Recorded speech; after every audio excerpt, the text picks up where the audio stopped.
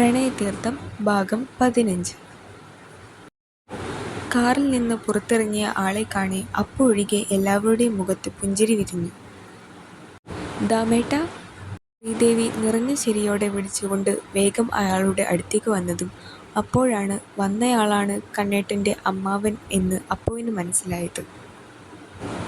വളരെ ശാന്തമായ മുഖം, കണ്ടിട്ട് ദേവിയമ്മയെപ്പോലെ ഒരു പാവമാണെന്ന് തോന്നുന്നു. കാണാൻ ശരിക്കും ജിത്തേട്ടനെ പോലെ തന്നെയുണ്ട് അതേ മുഖച്ഛായ, അവൾ മനസ്സിലോർത്തു. എന്തൊക്കെയുണ്ട് വിശ്വ, സുഖമല്ലേ? ഒരുപാട് നാളായല്ലോ കണ്ടിട്ട്. പിന്നെ അളിയനെയും കണ്ടിട്ട് കാലം കുറച്ചായി. കണ്ണ, എന്തൊക്കെയുണ്ട് വിശേഷം?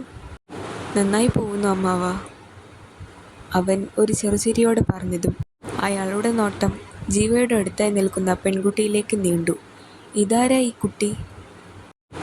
ഓ, ഞാൻ പറഞ്ഞില്ലേ ദാമേട്ടാ, ഒരു പെണ്ണിൻ്റെ കാര്യം. സുധർമ്മ വേഗം അയാളുടെ അടുത്തേക്ക് വന്നുകൊണ്ട് പറഞ്ഞതും അയാളുടെ കണ്ണുകൾ ഒരു വേള അവളുടെ ആ മുഖത്ത് തന്നെ ഉറച്ചു നിന്നു. അവളുടെ ആ മുഖം കാണി ദാമോദരൻ്റെ നെറ്റി ഒരു വേള സംശയത്താൽ ചൊളിഞ്ഞു. പിന്നീട് അത് തൊട്ടടുത്ത് നിൽക്കുന്ന ദേവിയിലേക്ക് ചെന്നെത്തി. എന്താ ഏട്ടാ? ദേവി അയാളുടെ ആ നോട്ടം കാണി സംശയത്തോടെ ചോദിച്ചതും അയാൾ മെല്ലെ ഒന്നുമില്ല എന്ന പോലെ തലയാട്ടി. സുധേ, ഇത്രയും ദൂരം യാത്ര ചെയ്തതല്ലേ, അവനൊന്ന് വിശ്രമിക്കട്ടെ. നീ അവനെ മുറിയിലേക്ക് കൊണ്ടുപോ. മാധവിയമ്മ പറഞ്ഞതും സുധ അത് ശരിവെച്ചുകൊണ്ട് അയാളുടെ കയ്യിലെ ബാഗ് വാങ്ങി അകത്തേക്ക് പോയി. ഒപ്പം അപ്പുവിനെ ഒന്നുകൂടി നോക്കിക്കൊണ്ട് അയാളും. ഇന്നാകെ അപ്പുവിന് വല്ലാത്ത സന്തോഷവും ഉത്സാഹവുമായിരുന്നു. ഒപ്പം ജീവയുടെ കൂടെ കുളവും പാടവും എല്ലാം കാണാൻ അവളും പോയിരുന്നു. എവിടെയോ മറന്നുപോയ തന്നെ അവൾക്ക് ആ നിമിഷങ്ങളിൽ തിരിച്ചു കിട്ടിയതുപോലെ തോന്നി അപ്പുവിന്. ഊരു ചുറ്റി രണ്ടും കയറി വന്നതും സമയം സന്ധ്യയോടടുത്തിരുന്നു. അതിൻ്റെ കനം മാധവിയമ്മയുടെ മുഖത്തും നല്ലതുപോലെ കാണാനുണ്ടായിരുന്നു. സന്ധ്യയ്ക്ക് വീട്ടിലോട്ട് വരാൻ പറ്റൂ അല്ലേ? വിളക്ക് വെക്കേണ്ട നേരത്താ ഊരു ചുറ്റില്, അതും മുടി അഴിച്ചിട്ട്. അതിനിപ്പോൾ എന്താ അമ്മമ്മേ, ചിത്തേട്ടനും കണ്ണേട്ടനും ഇതിനു തന്നെയല്ലേ പോയേക്കുന്നേ, അവരൊന്നും വന്നിട്ട് പോലുമില്ലല്ലോ. ജീവ അവരെ നോക്കി ചുണ്ടു കൂർപ്പിച്ച് പറഞ്ഞതും അപ്പു അവളെ വേണ്ട എന്ന പോലെ കയ്യിൽ തട്ടി. അവരെപ്പോലാ നിങ്ങൾ? ഓ ശരിയാ, അവർക്ക് അഴിച്ചിടാൻ മുടിയില്ലല്ലോ അല്ലേ? ജീവ ഒരു പുച്ഛച്ചിരിയോടെ പറഞ്ഞതും അവർ അവളെ കടുപ്പിച്ചു നോക്കി. അസത്ത്, തർക്കുത്തരം പറയുന്ന കേട്ടില്ലേ? ചുണ്ടത്ത് നല്ല കൊട്ട് കിട്ടാത്തതിൻ്റെയാ. അവർ അവൾക്ക് നേരെ വിരൽ പൊക്കിക്കൊണ്ട് പറഞ്ഞതും അവളൊന്ന് ഇളിച്ചുകൊണ്ട് അപ്പുവിനെയും കൊണ്ട് അകത്തേക്ക് കയറിപ്പോയി. എന്താ മോളെ ഇത്, പ്രായമായവരോട് ഇങ്ങനെയാണോ പറയുക? അമ്മമ്മയ്ക്ക് എന്ത് വിഷമമായി കാണും? ചേച്ചിക്ക് എന്താ, ഇത് ഞങ്ങൾ തമ്മിൽ എപ്പോഴും ഉള്ളതാ. ഇതൊക്കെ ഒരു രസമല്ലേ? രസമല്ല സാമ്പാർ. നിനക്ക് ഏത് നേരവും ഈ പെണ്ണിൻ്റെ വാൽ പിടിച്ച് നടക്കലാണോ പണി? എക്സാം കഴിഞ്ഞെന്ന് കരുതി ആ ബുക്കൊന്ന് തുറന്നു നോക്കാൻ പാടില്ലേ? സുധർമ്മ അങ്ങോട്ട് വന്നുകൊണ്ട് ദേഷ്യത്തിൽ പറഞ്ഞതും ഇരുവരും ഒന്ന് ഞെട്ടി. ഞങ്ങൾക്ക് വെക്കേഷനാ, വെക്കേഷന് പഠിക്കാൻ എനിക്കെന്താ വല്ല വട്ടുമുണ്ടോ? ഈ അമ്മ ഒന്ന് പോയേ. ജീവ മുഖം കോട്ടി പറഞ്ഞതും സുധയുടെ നോട്ടം കട്ടിലിൽ അവളുടെ അടുത്തായിരിക്കുന്ന അപ്പുവിലേക്കെത്തി. നിനക്ക് ഈ കട്ടിലിരിക്കാൻ എന്ത് യോഗ്യതയാടി ഉള്ളത്? ഏത് കൂട്ടത്തിലുള്ളതാണെന്ന് ആർക്കറിയാം? അവരുടെ വെറുപ്പ് നിറഞ്ഞ വാക്കുകൾ കേട്ടതും അപ്പു ഒന്ന് പൊള്ളിപ്പിടഞ്ഞു. അവൾ പോലും അറിയാതെ ഇരുന്നിടത്ത് നിന്ന് അവൾ എഴുന്നേറ്റ് പോയി. എൻ്റെ ഏട്ടനെ പറഞ്ഞാൽ മതിയല്ലോ, കണ്ട ആളുകളുമായി പണ്ട് ചങ്ങാത്തം കൂടാൻ വലിയ കാര്യമാണ്. അതിൻ്റെ ഫലമാണല്ലോ ഇപ്പോൾ കണ്ട കൂട്ടങ്ങൾ ഇവിടെ കയറി ഇറങ്ങുന്നത്. അപ്പച്ചി! അവർ പറഞ്ഞു നിർത്തിയതും ഒരു ശബ്ദം അവിടെ ഇടിമുഴക്കം പോൽ പ്രതിധ്വനിച്ചു. വാതിൽക്കൽ വലിഞ്ഞു മുറുകിയ മുഖവുമായി നിൽക്കുന്നവനെ കാണെ സുധ ഒരു നിമിഷം നിശ്ചലയായി. ജീവയും അവനെ കാണെ തൻ്റെ പകപ്പ് മാറ്റിക്കൊണ്ട് കട്ടിൽ നിന്ന് എഴുന്നേറ്റു. എന്നാൽ അപ്പു മാത്രം കണ്ണു നിറച്ചുകൊണ്ട് ആരെയും നോക്കാതെ തലയും കുനിച്ചു നിന്നു. അവൻ അവളെ ഒന്ന് നോക്കിക്കൊണ്ട് അകത്തേക്ക് കയറി വന്നു. നിങ്ങളിപ്പോൾ പറഞ്ഞത് എന്താണെന്ന വല്ല ബോധവുമുണ്ടോ നിങ്ങൾക്ക്? അവൻ്റെ പല്ല് ഞെരിച്ചുകൊണ്ടുള്ള ചോദ്യം കേൾക്കെ അവരൊരു നിമിഷം ഉത്തരം കിട്ടാതെ നിന്നു. നിങ്ങളുടെ മനസ്സിലെ മാലിന്യം മറ്റുള്ളവരുടെ നേർക്ക് എറിയാൻ നിൽക്കണ്ട, പ്രത്യേകിച്ച് ഇവളുടെ നേർക്ക്. ജയുടെ ഓരോ വാക്കുകളും കേൾക്കെ അവർ ഒന്നും പറയാതെ തല താഴ്ത്തി. ഡി, ഇങ്ങോട്ട് വാ. അവൻ്റെ ആ വിളിയിൽ അത്രയും നേരം തല താഴ്ത്തി നിന്നവൾ പൊടുന്നനെ തല പൊക്കി. വരാൻ. അവൻ അവളുടെ കയ്യിൽ പിടിച്ചു വലിച്ചുകൊണ്ട് മുകളിലേക്ക് പോയതും സുധ ആകെ അടി കിട്ടിയതുപോലെ അവിടെ തറഞ്ഞു നിന്നു. അവൻ്റെ ഒപ്പം അങ്ങോട്ടേക്ക് വന്ന ജിത്തു പിന്നെ ഇവർ നേരെയാവില്ല എന്ന പോലെ അവരെ നോക്കി ജീവയെയും കൂട്ടി അവിടെ നിന്ന് പോയി. ആരെങ്കിലും എന്തെങ്കിലും പറഞ്ഞാൽ നിന്ന് കേട്ട് കണ്ണീരൊഴുക്കുവല്ല വേണ്ടത്, തിരിച്ചു 4 പറയാൻ നാവു പൊന്തണം. മുറിയിലെത്തിയിട്ടും അവന് തൻ്റെ ദേഷ്യം മടങ്ങുന്നുണ്ടായില്ല. അപ്പു ആണേൽ ഒന്നും മിണ്ടാതെ തല കുനിച്ചാണ് നിൽപ്പ്. ഓ കോപ്പ്, നിന്റെ ഈ തിരുവ ഒന്ന് തുറക്ക്, ഏത് നേരം നോക്കിയാലും മോങ്ങിക്കൊണ്ട് നടന്നോളും ഇങ്ങനൊരു ഉണ്ണിവാവ. അവൻ അവളുടെ കരച്ചിൽ കാണി ഒന്ന് മയപ്പെടുത്തുക എന്ന പോലെ പറഞ്ഞതും അവൾ ഒരു പൊട്ടിക്കരച്ചിലോടെ അവൻ്റെ നെഞ്ചിലേക്ക് തൻ്റെ മുഖം ചേർത്തു. തീരെ പ്രതീക്ഷിക്കാതെ ഉണ്ടായ അവളുടെ ആ പ്രവൃത്തിയിൽ അവനൊരു നിമിഷം പകച്ചു നിന്നു. പിന്നീട് സുബോധം വന്നതുപോൽ അവളുടെ സമൃദ്ധമായ മുടിയിഴകളിലൂടെ പതിയെ തലോടി. എന്താ കണ്ണേട്ടാ എന്നോടെല്ലാവരും ഇങ്ങനെ? ഞാൻ എന്ത് തെറ്റ് ചെയ്തിട്ടാ? ഓരോന്ന് പറഞ്ഞുകൊണ്ട് തൻ്റെ നെഞ്ചിൽ തല ചേർത്ത് വെച്ച് കരയുന്നവളെ കാണെ അവൻ എന്ത് പറഞ്ഞ് ആശ്വസിപ്പിക്കണം എന്ന് അറിയുന്നുണ്ടായിരുന്നില്ല. അപ്പുവിൻ്റെ ഉള്ളിൽ അത്രത്തോളം വേദനിച്ചിട്ടുണ്ടെന്ന് അവന് നന്നായി മനസ്സിലായി. അവളുടെ കണ്ണുനീരിനാൽ കുതിരുന്ന തൻ്റെ ഷർട്ട് തന്നെ അതിന് വലിയൊരു തെളിവായിരുന്നു. അവൻ ഇരു കൈകളാലും അവളെ ഒന്നുകൂടി തൻ്റെ നെഞ്ചിലേക്ക് അണച്ചു പിടിച്ചു. എനിക്ക് ആരുമില്ല കണ്ണേട്ടാ. ആര് പറഞ്ഞു? നിനക്ക് അമ്മയില്ലേ, അച്ഛനില്ലേ, പിന്നെ ഞാനില്ലേ നിനക്ക്? അവസാനം അത് പറയുമ്പോൾ അവനത് സ്വയമേ പറയുന്നത് പോലെ തോന്നി അവൾക്ക്. അവൻ അവളുടെ മുഖം നെഞ്ചിൽ നിന്ന് കൈകളിൽ കോരിയെടുത്തു. കരയണ്ട, നിന്റെ കണ്ണ് നിറയുന്നത് എനിക്കെന്തോ ഇഷ്ടമല്ല. അവളുടെ കണ്ണുകളിലേക്ക് ആഴത്തിൽ നോക്കിക്കൊണ്ട് അവനത് പറയുമ്പോൾ അവൻ്റെ തള്ളവിരലുകൾ ആ കണ്ണുനീരിനെ കവിളിൽ നിന്ന് തുടച്ചുകൊണ്ടിരുന്നു. അവൻ്റെ ചുണ്ടുകൾ മെല്ലെ അവളുടെ നെറ്റിത്തടത്തിൽ വന്ന് പതിഞ്ഞു. അവനവൾക്കായി നൽകുന്ന തൻ്റെ ആദ്യ ചുംബനം. ആ നിമിഷം അവൾ വിറച്ചില്ല, പകരം കണ്ണുകൾ രണ്ടും അടച്ചുകൊണ്ട് സ്വീകരിച്ചു പൂർണ്ണ മനസ്സോടെ തൻ്റെ പാതിയായവൻ്റെ ചുംബനം. പെട്ടെന്ന് കതകിൽ ആരോ മുട്ടുന്നത് കേട്ടാണ് ഇരുവരും ആ നിൽപ്പിൽ നിന്ന് അകന്നത്. അപ്പോഴും അവൻ്റെ ഒരു കൈ അവളുടെ ഇടുപ്പിൽ തന്നെ ചേർന്നിരുന്നു.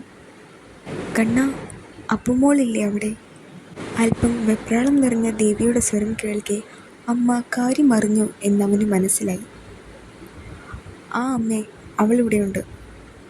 അവൻ തൻ്റെ അടുത്തായി നിൽക്കുന്നവളെ ഒന്ന് നോക്കിക്കൊണ്ട് അവരോടായി പറഞ്ഞു. ശേഷം അവളിൽ നിന്ന് തൻ്റെ പിടി അഴിച്ചു മാറ്റി വാതിൽ തുറന്നു. എന്നാൽ വാതിൽ തുറന്നതും ദേവി വേഗം അകത്തേക്ക് കയറി വന്നു. മോളെ, നീ ഓക്കെ അല്ലേ? ജിത്തു പറഞ്ഞ ഞാൻ കാര്യങ്ങൾ അറിഞ്ഞത്. ഈ സുധയ്ക്ക് എന്താ? വിശ്വനും ദാമേട്ടനും അമ്പലത്തിലേക്ക് പോയതുകൊണ്ട് ഒന്നും ഉണ്ടായില്ല. ആ, അവർ വരുമല്ലോ, അപ്പോൾ പറഞ്ഞോളാം ഞാൻ രണ്ടിനോടും. സാരില്ലമ്മേ, പെട്ടെന്ന് കേട്ടപ്പോൾ സങ്കടമായി എന്നേ ഉള്ളൂ. അമ്മ ഇനി ഇത് അവരോടൊന്നും പറയാൻ നിൽക്കണ്ട. ദേവി ദേഷ്യത്തോടെ പറഞ്ഞതും അപ്പു അവരെ തടഞ്ഞു. ജയ് പിന്നെ ഒന്നും മിണ്ടാതെ വാതിൽ ചാരി അങ്ങനെ നിന്നുള്ളൂ. ഇത് പറയാതെ ഇരിക്കേണ്ട കാര്യമല്ല. ഇപ്പോൾ കിട്ടേണ്ടത് കിട്ടിയില്ലേ നിന്നെ പിന്നെയും വേദനിപ്പിക്കാൻ അവൾ നോക്കും.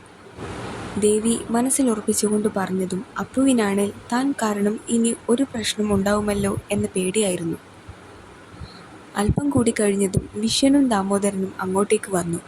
അവർ വന്നു കയറിയതും ദേവി വള്ളി പൊള്ളി തെറ്റാതെ എല്ലാം ഇരുവരോടും പറഞ്ഞു. എല്ലാം കേട്ട് കഴിഞ്ഞതും വിശ്വൻ നിർവികാരതയോടെ ദാമോദരനെ നോക്കി. എന്നാൽ ആ നിമിഷം അയാളുടെ മുഖം ദേഷ്യം കൊണ്ട് കടുത്തിരുന്നു. സുധർമ്മേ! അയാളുടെ ഒറ്റ വിളിയിൽ സുധയടക്കം എല്ലാവരും ഒന്ന് ഞെട്ടി. ഓരോരുത്തരായി അവിടേക്ക് വന്നു. ഒപ്പം അല്പം നേരം കിടക്കാൻ പോയ മാധവിയമ്മ പോലും. അവർ ഒന്നും അറിഞ്ഞിരുന്നില്ല. ഞാൻ കേട്ടത് സത്യമാണോ? നീ ആ കുട്ടിയോട് അങ്ങനെയൊക്കെ സംസാരിച്ചോ? വല്ലാത്ത ഗൗരവം നിറഞ്ഞിരുന്നു അയാളുടെ ഓരോ വാക്കിലും. അത് കാണെ അപ്പുവിന് ആകെ എന്തോ പോലെ തോന്നി. അവൾ ജീവയുടെ പിന്നിൽ തന്നെ തല താഴ്ത്തി നിന്നു. നിന്നോടാ ചോദിച്ചത്, പറഞ്ഞോന്ന്? ആ, പറഞ്ഞു. അവർ നിസാരമട്ടിൽ പറഞ്ഞതും എല്ലാവരും അവരെ ഒരു നിമിഷം അവജ്ഞയോടെ നോക്കി. കണ്ടവളുമാരി ഈ തറവാട്ടിൽ കയറിയിറങ്ങുന്നു എന്ന് പറഞ്ഞു. എന്താ അത് ശരിയല്ലേ? ഈ നിൽക്കുന്നവൾക്ക് ഈ കുടുംബവുമായി യാതൊരുവിധ ബന്ധവും എൻ്റെ അറിവിലില്ല. അപ്പോൾ പിന്നെ ഞാൻ അങ്ങനെ പറഞ്ഞതിൽ എന്ത് തെറ്റാ ഉള്ളത്?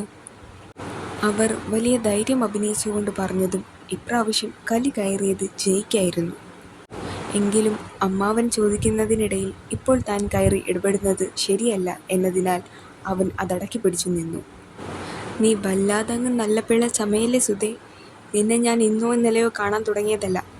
നീ ഉദ്ദേശിച്ചത് എന്താണെന്ന് മനസ്സിലാക്കാനുള്ള ബുദ്ധിയും ബോധവും ഇവിടെയുള്ളവർക്കുണ്ട്." അയാളുടെ സ്വരം കടുത്തു വന്നതും സുധയ്ക്ക് ഭയം തോന്നി തുടങ്ങി. കാര്യം എന്തൊക്കെയാണെങ്കിലും തൻ്റെ ഭർത്താവിന് സുധയ്ക്ക് നല്ല പേടിയാണ്. ദാമോദരനും അങ്ങനെ എപ്പോഴും ദേഷ്യപ്പെടുന്ന ഒരാളല്ല. പക്ഷേ ദേഷ്യം കയറിയാൽ പിന്നെ അത് ഒന്നൊന്നര ദേഷ്യമായിരിക്കും. "ദാമേട്ടൻ എന്താ പറയുന്നേ? ഞാൻ എന്ത് ചെയ്യണമെന്നാ?" "മാപ്പ് പറയണം. അപർണയോട് മാപ്പ് പറയണം." ആ മറുപടി വന്നത് അയാളിൽ നിന്നായിരുന്നില്ല, പകരം മറ്റൊരുവനിൽ നിന്നായിരുന്നു. "കണ്ണാ, ഒന്നും പറയണ്ട. അപ്പച്ചി അവളോട് മാപ്പ് പറയണം." "പിന്നെ ഏതോ ഒരുത്തിയോട് ഈ ഞാൻ മാപ്പ് പറയണം പോലും." "എന്നാ വെറുതെ പറയണ്ട, ഞാൻ കാല് പിടിച്ച് മാപ്പ് പറയാം." "ഇനിയും ബലം പിടിച്ചാൽ അങ്ങനെ തന്നെ ചെയ്യേണ്ടി വരും." അവൻ യാതൊരുവിധ ദാക്ഷിണ്യവും കൂടാതെ അറുത്തു മുറിച്ചതുപോലെ പറഞ്ഞതും അവർ ഒന്ന് ഞെട്ടി. "കണ്ടില്ലേ അമ്മേ, ഞാൻ കൊണ്ടു നടന്ന് വളർത്തിയവനാ. ഇപ്പോൾ ഏതോ ഒരുത്തിക്ക് വേണ്ടി അവൻ എന്നോട് ഇങ്ങനെ പറയുന്നത്." അവസാന വഴിയെന്ന പോലെ അവർ വേഗം മാധവിയമ്മയുടെ നേർക്ക് തിരിഞ്ഞുകൊണ്ട് പറഞ്ഞതും അവർ സുധയെ കൂർപ്പിച്ചു നോക്കി. "നീ ആ കുട്ടിയെ അങ്ങനെ പറഞ്ഞിട്ടുണ്ടെങ്കിൽ നീ മാപ്പ് പറയണം." അവർ ഉറച്ച ശബ്ദത്തോടെ പറഞ്ഞതും എല്ലാവരുടെയും മുഖമൊന്ന് തെളിഞ്ഞു.